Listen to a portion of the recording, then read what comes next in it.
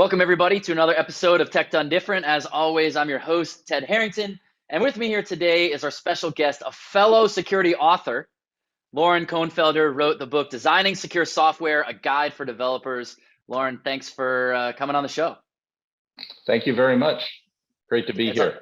It's always exciting to connect with other authors, just period, but especially other security authors, because we've gone through similar struggles to bring a work like this to the world. So I want to talk about some of the ideas in your book. You and I obviously are both very passionate about the idea of how do we help developers build secure systems. So the first question is, of course, who'd you write the book for? But the subtitle sort of gives that away. So if it's not developers, maybe you could color that out. But really what I want to get at first is, why did you want to write this book? Writing a book is a tremendous investment of time, effort, energy, in some cases money. It's a labor of love. It doesn't make any money for you once you do it. So why did you do it? What was the problem that you wanted to solve? Why was it worth those investments? Yes, well, several reasons. I'm been in the industry for a long time.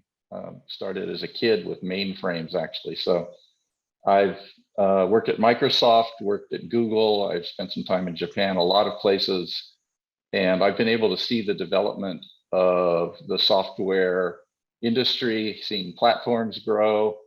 And for example, I was at Microsoft when all of a sudden people realized Internet Explorer was exposed to the internet, and there were security problems with that, and that was rather eye-opening. And then later I was able to work at Google, where they had a different approach. And I think I saw a lot of great work that the big platforms were able to do in security that I was able to experience, participate in, and I didn't get the feeling that it was being shared out into the industry. I thought a lot of other people doing development thought this is too hard. We're not resourced like the big guys, et cetera, et cetera. So I'm trying to share what I learned there in hopes that it's more widely practiced. And to be clear, my focus has really always been in proactive security. So I'm trying to build good defenses. That's why the book is titled For Design, although it does include both concepts, design, and then a lot of implementation is part 3. So it covers all of that, but perhaps design is the biggest focus that I found very little out there to help people. And I think it's very important that security thinking go in from the design level, from requirements level even, and then also to get more people involved with the security process and understanding how it works and what developers are facing. So the book is very readable, I think, for everybody. There is a little code in it, but I try to make it very general and very simple as I can. So help me think about this problem. The problem being that developers are expected to build secure software, but that's not their chosen profession. Their profession is to build things. It's not to necessarily break things. Yet they're being told, hey, make sure that you understand how this thing will be broken as you build it. How do we deal with that? Those are two remarkably different pursuits of a profession, and yet the business needs that to happen. How do we solve this? Yes, that's a good framing. And I would say that the book is very much an attempt to blur the line and not say that building secure software is like a whole nother profession, unlike building software. I'm trying to integrate it. I'm trying to make it accessible to everybody. I realize that you will need pen testing. You will need a bunch of expert advice for things like what crypto algorithms to use, et cetera. But for the most part, I think most developers can up their game. And my book is actually written squarely to that. It's trying to be very approachable for anybody who hasn't looked at software, may have found it daunting. I'm starting at the beginning and explaining everything. I'm using a lot of stories and examples, but it also, I think, hits on a lot of big concepts and gives you the tools then to go and learn maybe a particular protocol or language and such. And of course, I can't get into all of that. So I'm trying to get everybody lifted up and ready to learn more about security as appropriate for the kind of work that they do. So let me push on this question a little harder. And what I'm trying to do is put myself in the shoes of a developer. Hmm. Developer comes out of a meeting with their boss, who just came out of a meeting with their boss, who just came out of a meeting with their boss. And the more bosses there are, the farther away from the actual tech those bosses become, and the more Yes. they become unreasonable in the Hmm. expectations they might have of a developer. So all those orders trickle down to the Hmm. developer, and the developer now has to make some choices about where to allocate time. And also where not just time of building things, but time in terms of educating themselves. Hmm. So how does a developer like what's a practical piece of advice for developers who are listening to this right now, or managers of developers who are listening to this right Hmm. now? What's a practical piece of advice for how they juggle those often contradictory demands between you got to build a thing, it's got to have a certain set of functionality, and it's got to be done by a certain date, and it has to be a certain level of quality, and also this other completely different discipline. It must also be secure. How do they do that? What's a practical piece of advice? Well, yes. Again, it's that two different spheres, and again, I'm trying to pull them together. Okay. So I would say at the foundational level, understanding threats are probably the beginning of having that discussion up the chain. And so, from the developer's point of view, when they're presented with a task, on an existing system or to build something new, they either need to get some help in understanding the threats that that system is going to be exposed to, or they're going to have to take a shot at it themselves. And in the book, chapter 2 talks about threat modeling, but in the softest possible ways. I'm just trying to focus on the principles. And for example, Microsoft, if I can take a little side journey here on you, Let's do Microsoft it. had a very um, well prescribed system. And again, I'm going back to the early days. It may have evolved, and I'm sure it has, but they were very prescriptive in how you need to do threat modeling. It was a big deal, took a lot of people a lot of time, and it had a certain value, of course. But then at Google, it was much more informal. So I've tried in the book to build a chapter around that more informal threat modeling technique that may not be approved by an expert in it who could do a fabulous job, but the idea is here are the basics. This will get you started. Everybody can do a little bit of it themselves. Hmm. And so I'm trying to get Yeah. people to begin. And then it's a question, do you have enough to explain to people, or do you know then that you at least need to get help? And a lot of systems are not subject to big, scary threats. And you can kind of validate that just by spending a little time Hmm. exploring on your own.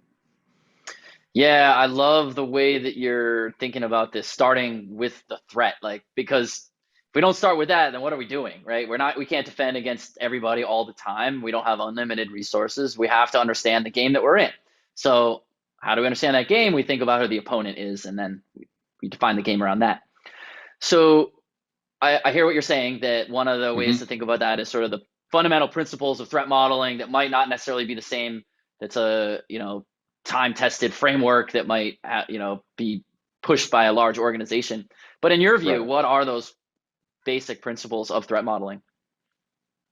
I've structured it around the four questions, which is something that Adam Shostak has been talking about for a long time. And it's actually kind of a simplification on top of the early Microsoft stuff, which is built around Stride, which was the model that Mm, I did with Project Guard, and that sort of started thing. But all of this is about giving people a little bit of structure so they can begin to think about it. And then once you get rolling, and I give some examples in the book, for example, mm, also, then I think people will be surprised at how well they can do on their own. So the four questions are: what are we doing? Then what could go wrong, right? mm. What are we doing about it? And then how did we do, right? So it's really, really simple stuff. Yeah. And again, if it's a mobile game, right, the threats are pretty small. Hmm. You waste people's time, et cetera, et cetera. Sure. Right. Obviously, a banking app, whole nother story. Excuse me, Yeah. go ahead. No, that's fascinating thinking about those four questions. I love the idea of any sort of security model that is built around questions that are open ended.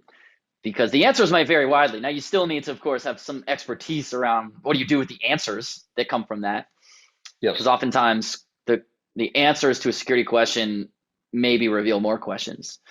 But the second one was really interesting that you brought up, which was this: what could go wrong? So someone who, let's say, okay, so let's put ourselves in the shoes of a developer, and a developer is building something, but they don't spend every day thinking about what could go wrong. Maybe they think about what might go wrong if it bugged out or something, but they don't necessarily think about how could someone attack it, why would they attack it, who would attack it. So how do we make sure that part, because it seems like that question is a really, really important question that's part of I mean, all four questions are important, but that one seems Yes. like the heart of the actual security part.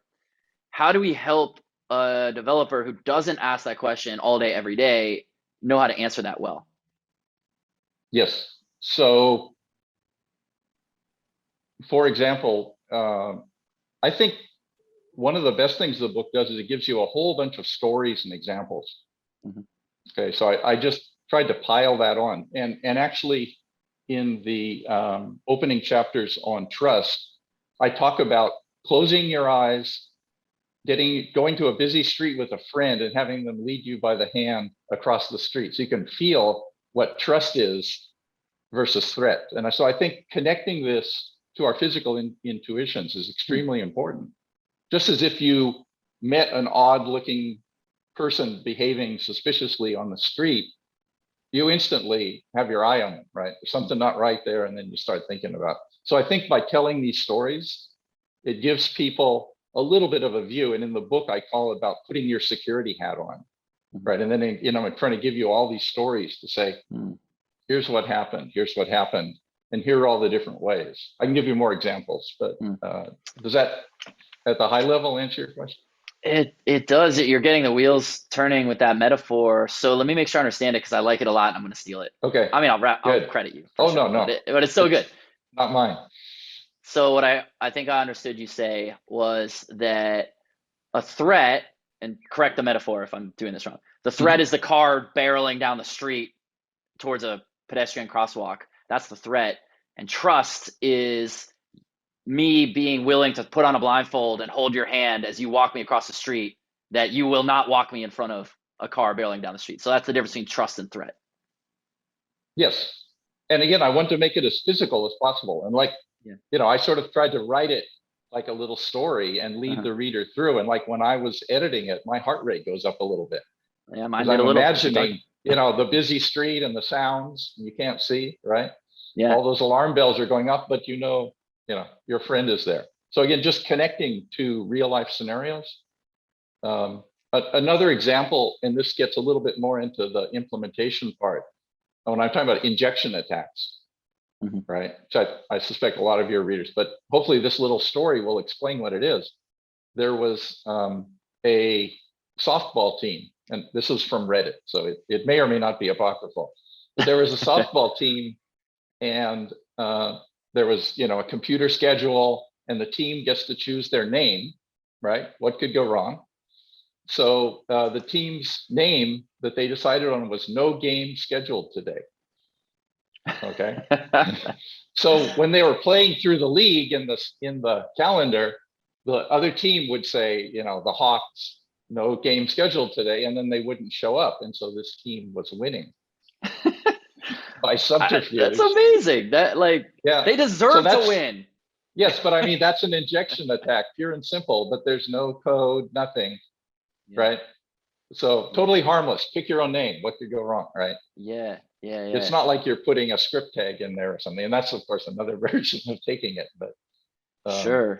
So those are the sorts of things where I'm trying to really connect it to the stuff we all know and is all baked in, right? But it's innate knowledge, so it's hard for us to put our fingers. And I think, like professionals, I'm sure the people you work with, they know security inside and out. It's hard to explain to others, but we know it, right? Yes. We've crossed some gap, and so that's what I'm calling, the security hat. And I'm trying to give example after example, just connect it to really familiar stuff. And I think all you can do is hope that with a little experience and seeing it this other way, right? Totally. That people will learn to do that. And it may be, your your inborn sense of paranoia or what have you, Sure. right? There are many ways of that people, but I think having a broad set of people who understand even a little about this, I'd Yeah. say if you read the book and half of it made sense, you were ahead of the game. Yeah, I think it's really important for members of the security community to make these ideas and these principles relatable to people who are not in the security community, or maybe they are in the security community, but they're more on the business side. Like they might be in charge of a tech team, but they're really more of a business person. I think that's really important, and I've definitely seen some cases where sometimes people in the security community don't understand. Those of us who try to do that, like, this is so. Why are you describing it so simply? Where's the hands-on code? And it's like, well, you're in the community. Like, there's a whole world of security professionals to teach you, but we need to teach outside the community.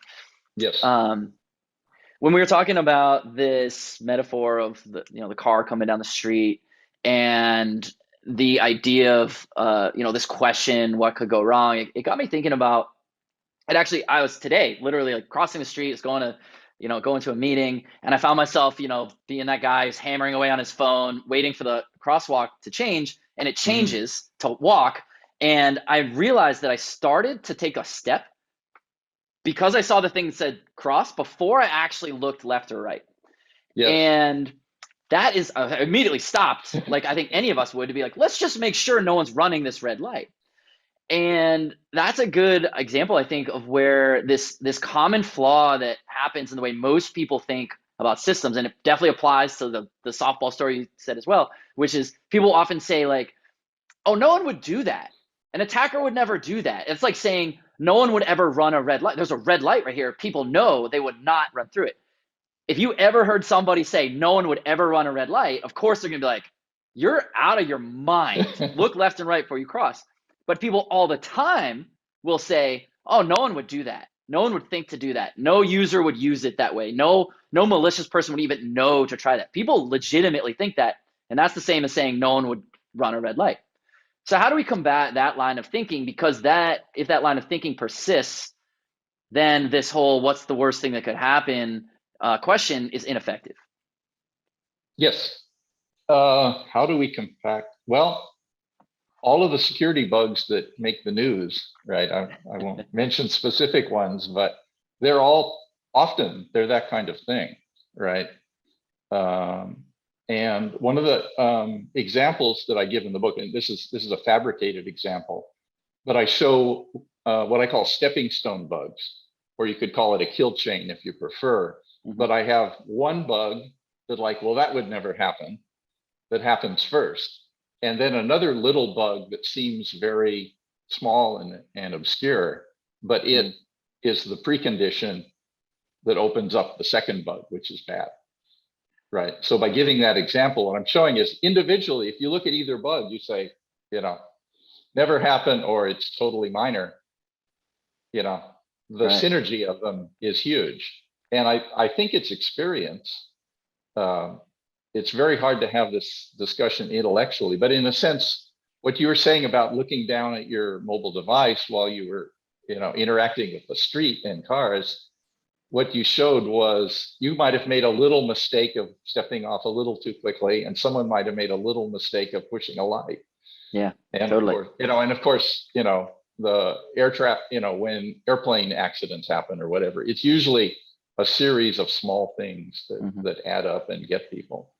So I love that you're introducing this idea, and actually even the way you just described it is really powerful. It's a combination of small things. I talk about this a lot myself, this idea that we shouldn't think about vulnerabilities in isolation.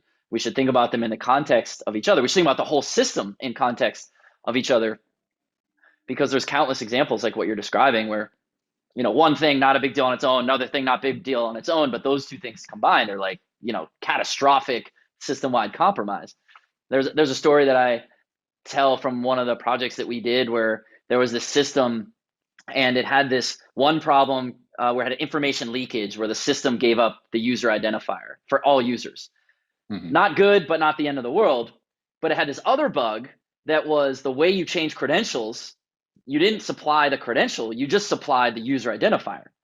And in theory, you only knew your own user identifier, but when you combine these two issues, any user could take over the entire system.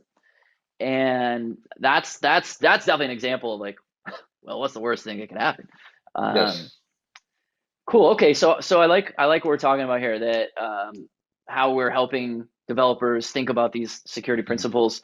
What should the relationship be between developers and the security team, whether that's their in-house security team or if they entirely outsource or majorly outsource their security function? What should that relationship be like?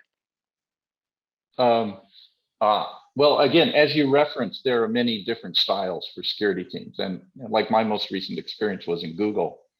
And we tried, and in the book I write about it specifically, we tried very much to be collaborators. And so when we did, for example, a security design review, which is something that I cover in detail in the book, we were very much sitting down with people to say, we're going to put on our security hat and look at this just so you won't be surprised later. And again, ideally, we might see something like, oh, maybe choosing the game name, the no scheduled name might be a problem Yeah.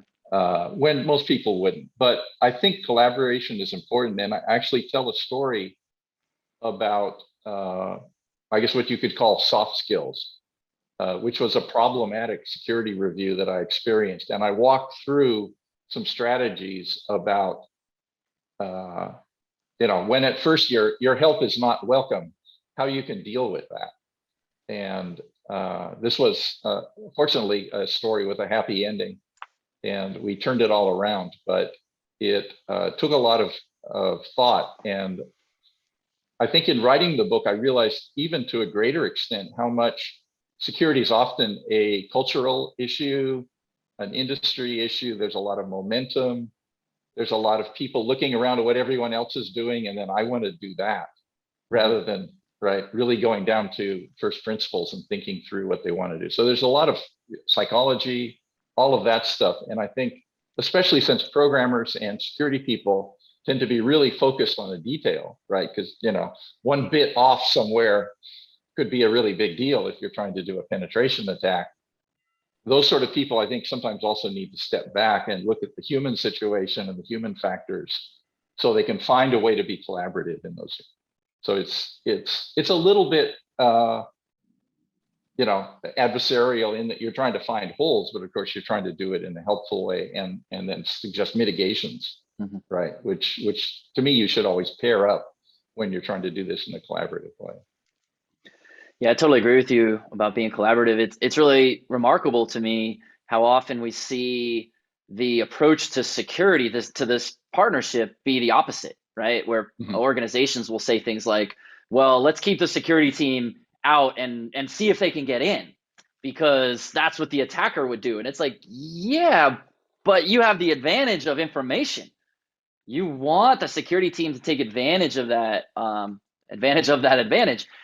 order to help you, right? And so it's good to hear you reiterating this idea of collaboration, especially in the context of what we're talking about with soft skills. So let's talk about soft skills a little bit more. I think people think about building software and especially building secure software as a very, very technical Mhm.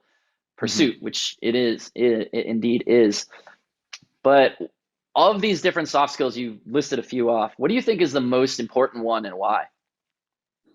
Well, I mean, I don't really think I have labels for the skills, but I think it boils down to empathy, Mm, right? Because clearly for example, the case that I write about in the book, they were coming up on launch. They found out about this corporate requirement to have a security design review, and it was just like a big obstacle in their path. mm, And so what it finally took, I think, was seeing what their situation was. And then, for example, I list some alternatives. So like the lead developer was totally swamped. So we found some other people on the team that we could get to answer questions. If they had a documentation gap, right, we would maybe look at the code, maybe suggest add this paragraph to your documentation, et mm. cetera, et cetera. So we really did try to get on the same side with them. And that ended up working out very well. But I think more than all, security shouldn't be the policeman, right? You want to be more like the fire chief who's checking out the building before people move in. At least in the part of it that I do, right? I like that metaphor. Not the Yeah, policeman, but more like the fire chief, the building inspector, to make sure it's safe to go live in that yes, building. exactly. Hmm. Easily taken for granted, I would say. And of course, you never get to, like wave your flag and say, see, I avoided, this from happening, because it never happened. Yeah, But it's still yeah. important work, just like, we can trust the tires on our car or Hmm. whatever safety equipment that we just totally take for granted. Hmm. Yeah, this idea of being the fire chief or the building inspector, those people aren't necessarily loved by people who build buildings, Exactly. because they're like the barrier to being able to monetize the construction effort. But without them, without that safety valve, my God, the building, the structures that we would build would be just absolute garbage. People would die all the time in Yeah, them. sure. And So I, and that's I think interesting. you can imagine, the same building code, but there can be a guy who's mean, right, and is dismissive and says, well, everybody should know that your alarm needs to be 2 feet further Mhm. that way. Or there Mhm. could be someone who could explain it, could say, oh, the code is this, and let me explain to you why, right? Because I think that often helps people understand. Said, well, because smoke does this in these sorts of situations. And then when people understand the reason behind it, hopefully they're good reasons for all of the code. I don't know. Yeah. It can be done in a totally different way. Mhm. So, and this book, like I said, is written for a very broad audience, but I would say that even people who are deep into security might learn ways of communicating with others or be able to use it as a tool to Mhm. help bridge that gap, because it is a fundamentally different way of looking at software, right? Sure. Sure. Yeah. Well, these are really great insights, and as our time comes to a close here, just I'm so appreciative of the insight that you and the wisdom that you provided. Is there any one burning question I didn't ask that I should have that would be really important? Is there any last thing you want to leave our audience with? No, I think you did a great job. We touched on some of it. So rather than spiel, I'll just mention that in addition to a whole bunch of basic stuff about concepts, design, implementation, which is my attempt to sort of level set. And it's also structured, I should say, around my own experience. A lot of this is stuff I worked on or I worked with people in industry. It's not everything, right? I want to be super clear about that, but I figured in the end, rather than cover everything, cover what you've worked on and what you know best. Mm. And then at the end, I give some forward thinking ideas about some challenges to how the industry might be able to do better going forward. And just sketch a few ideas like that, sort of to cap it off and to lead it forward. And yeah, I hope more people get involved in security and they do the security work earlier than later. And they'll be glad, I think. I love it. Love to hear it. Well, Lauren, Thank thank you. you so much for spending some time with us together today. Thank you, Ted. Appreciate it. Good luck.